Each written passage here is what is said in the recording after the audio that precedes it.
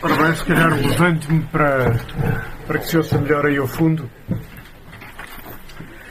O Rui Vaz Pinto arranjou-me aqui uma bonita. Eu sou um tipo dos jornais, das universidades, portanto das escolas, de maneira que, quando ele me apanha assim com um poeta e com um escritor da dimensão do Domingos Lobo, um tipo fica meio encrencado de ver como é que se desenvencilha desta. Chamei a isto quadros de uma imposição, já vamos ver porquê. Algumas palavras testemunhais, mas que me atrevo a dizer críticas, né, de apreciação, sobre a morte aqui tão perto que a não vemos, de Domingos Lobo. Quem ler Domingos Lobo percebe que alguma coisa acontece muito excepcional nas letras portuguesas contemporâneas com este autor. Na sua poética, nas suas temáticas, no desassombro que a grande literatura torna uma viagem para além dos limites do nosso entendimento comum, corrente. Digo pungente no sentido de uma tristeza indómita deste livro, mas também poderia falar-se de um riso tão desapiedado quanto exato, e acrescento: não há fronteira que se aguente diante desta escrita. Parece com efeito haver seres humanos que tudo aquilo em que tocam transformam em beleza. O que tem vantagem sobre o defunto Midas, de que o ouro não se come, mas a beleza sim, mesmo quando não dá de comer. Domingos Lobo, que muito tardiamente só hoje conheço em forma de gente presente e de quem só há ridiculamente pouco tempo conheço a sua escrita, é uma dessas pessoas. Tomemos-lhe como exemplo estas linhas autobiográficas que me permite transcrever, aspas.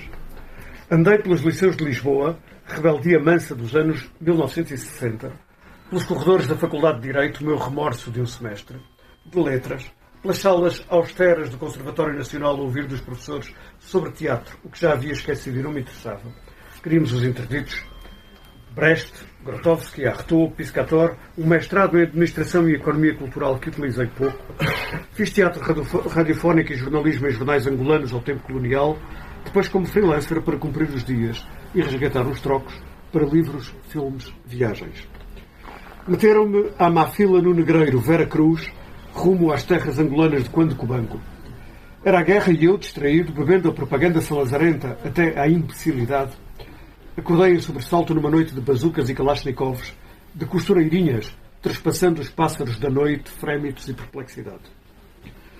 Xana Capim, a perder de vista, escrevi um livro sobre o tema que anda por aí em estudos académicos pelas histórias da literatura de guerra e em 2 edições catitas. Os navios negreiros não sobem o quando. Foi a estreia nestas coisas de escreviver. Outros 4 romances se lhe seguiram, mais 3 livros de contos, 5 de poesia, peças de teatro, ensaio, antologias. E agora digo eu, e eu sem saber de nada. Fundei com outros companheiros e dirigi 3 grupos de teatro: Gato, Grupo de Ação Teatral do Oeiras, Grupo de Animação Teatral de Salvaterra de Magos e Sobre Tábuas, Grupo de Teatro de Benavente. Encenei uma vintena de peças com Chekhov, Strindberg e Santareno como referências pendulares desse labor. Chefe de redação do Jornal do Val do Tejo, fui programador cultural da Câmara Municipal de Benavente, autarca em Salvaterra de Magos durante 32 anos, tenho por lá uma rua com o meu nome, o que me sossega da vã eternidade, presidente do Conselho Fiscal da Associação Portuguesa de Escritores desde 2020. Desde 2000, peço desculpa. Participei na 2ª Bienal de Sils, onde proferi a lição de sapiência sobre a obra de Urbano Tavares Rodrigues, e na 3ª Bienal dedicada à obra de Pedro Tamen, em 3 edições de encontros lusófonos, organizados pela Câmara Municipal de Odivelas, na Escritaria Penafiel em 2008, ano em que o evento foi dedicado a Urbano Tavares Rodrigues, e em 2013, ano de homenagem a Mário de Carvalho, e no 3º Encontro Internacional de Poetas Ponta Delgada 2019. Tenho colaboração crítica e ensaística dispersa por várias publicações. Jornal do Brasil, Vértice, As Artes Entre as Letras, Revista Alentejo, Escritor, Foro das Letras, Seara Nova, Revista Cultura, Entre Letras, Nova Síntese, da Associação Promotora do Museu do Neorrealismo, Avante e Gazeta Literária. Dou aulas em universidades de terceira idade, tenho 22 livros publicados e outros em gestação, vários prémios literários e medalhas para polir o ego. Ainda não estou cansado. Agora estou um bocadinho mais. Seguramente que não, meu caro poeta, senador, ator, romancista, contista, publicista, autarca, combatente, que fez da guerra uma guerra pela paz. Seguramente que não, afirmo-o, não por conhecer-te pessoalmente, como disse só agora sucede, mas por ler-te. Em concreto, por ler esta tua mais recente obra, A Morte aqui tão perto que a não vemos. Sei que não estás cansado pela sensação de maravilhada exaustão com que acabei eu a sua leitura. Mais da obra que da minha fatigada plenitude ao lê-la, procurarei dizer aqui duas ou três coisas. Alinhar-vos, porque bem sei que movendo-me eu noutras esferas, de terrível palavra esta de especialização, sei de umas centenas de outras pessoas, pelo menos umas centenas, que prestariam melhor serviço à apresentação desta tua aproximação aos extremos, que é a morte aqui tão perto, do que eu jamais poderei fazer. A responsabilidade é do nosso amigo comum Rui Vaz Pinto, alma e substância desta Casa de História do Porto, culto e resistente em que nos encontramos, a, chamemos-lhe assim, Livraria Unicep. Vamos à vida e à obra, então. E na vida o humano só tem, a meu ver, dois assuntos: o amor e a morte. O amor em todo o espectro dos seus cambiantes, do ódio à paixão, passando pelas preferências e pelas amizades, pelos adversários que escolhemos e que nos escolhem, por aqueles que nos diminuem e engrandecem, pelos pratos de que não se gosta e por aqueles que se adora, pela gente a que chamamos nossa e assim a ela nos dedicamos, pela arte que se ama ou detesta, por aquilo porque decidimos valer a pena viver, quando não, morrer. E a morte, porque é sempre o pano de fundo da ação do humano, desde que se sai das entranhas da mulher para entrar nas estranhezas do mundo. Uma ontologia do nascimento obrigar-nos-ia a celebrar não os anos que fazemos, mas aqueles, como dizia Manuel António Pina, os que desfazemos. Do primeiro ao derradeiro, como passava a vida a lembrar-nos o Manuel António Pina, cujo nascimento continua em nós a realizar-se para além da morte do seu corpo. Mas nem só da morte dos corpos falo. Falo do cemitério de sonhos em que o mundo se vai tornando, se é que algum dia o não foi. Da morte de tudo o que nasce em vidas cuja história nunca chega a escrever-se com maiúsculas, da morte que celebramos quando vislumbramos o fim de um mal, das saudades aos piolhos, passando pelas obras dos ditadores. De amor e morte, onde depois fazer-se também estas páginas pelas quais Domingos Lobo nos dá a lermos-nos a nós próprios, através da sua escrita arrebatadora e total, que me faltam talento e saber para mais e melhor qualificar.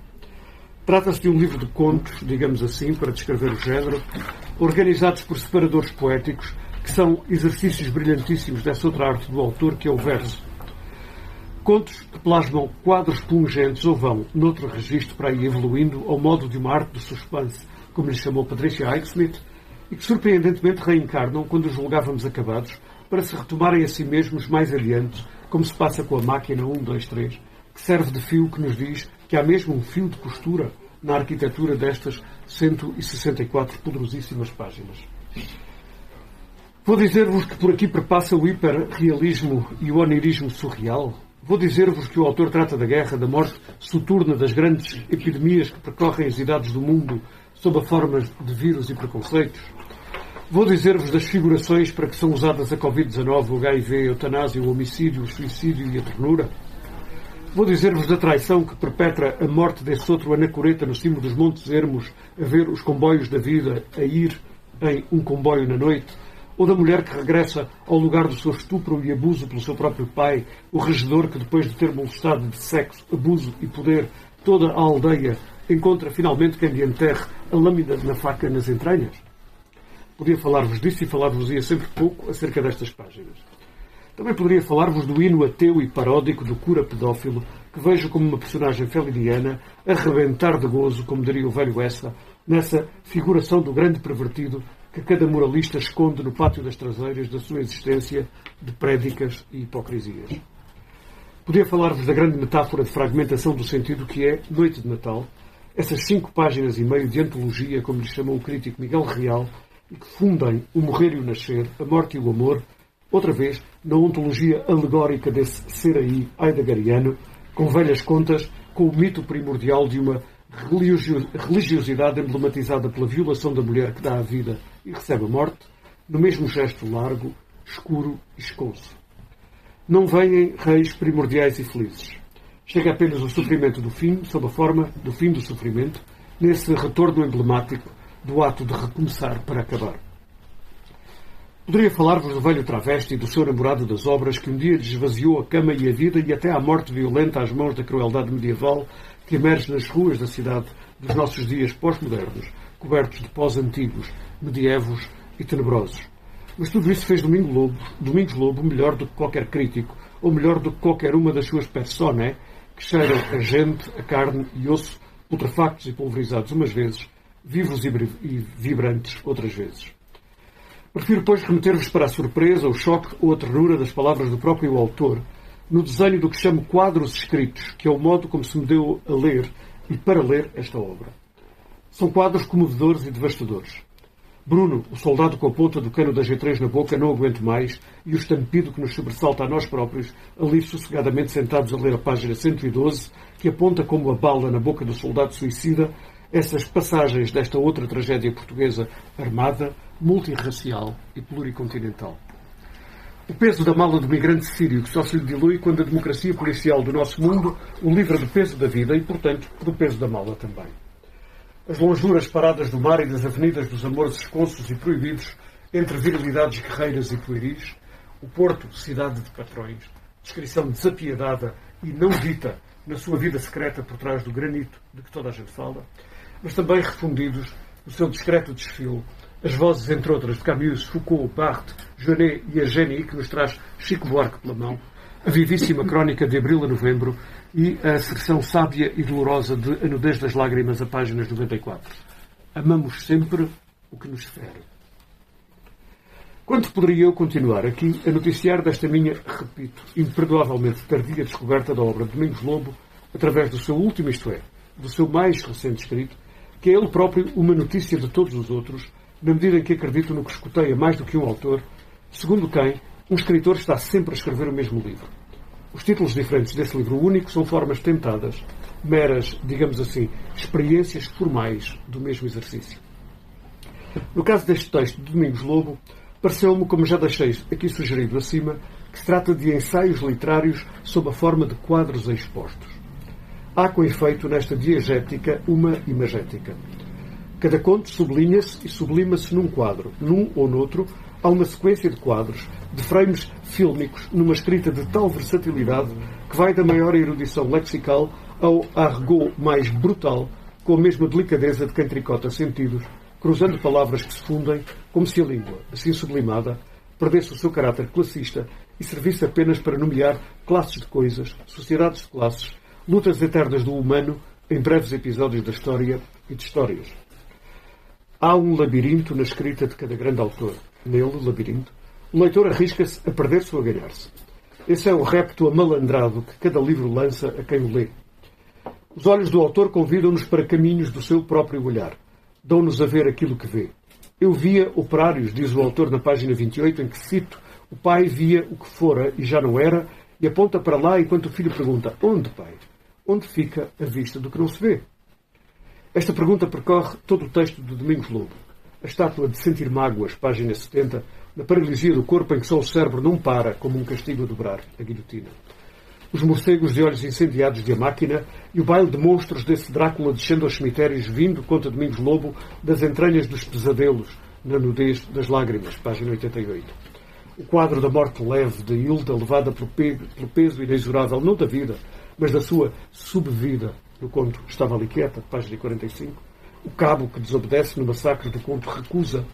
O Deus que é pai e meteorologista nas horas vagas, página 62 do conto A Cripta.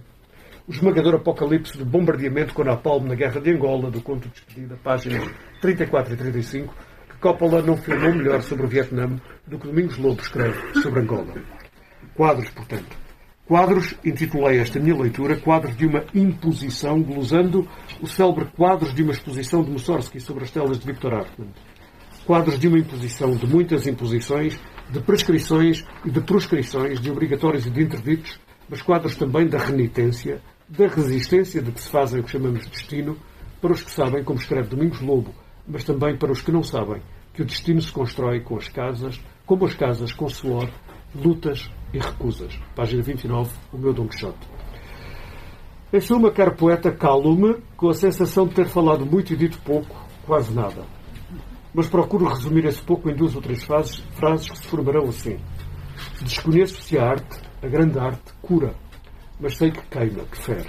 Como sei também que ninguém sai ileso da leitura desta extraordinária peça de grande literatura que Domingos Lobo vem de nos oferecer. Obrigado.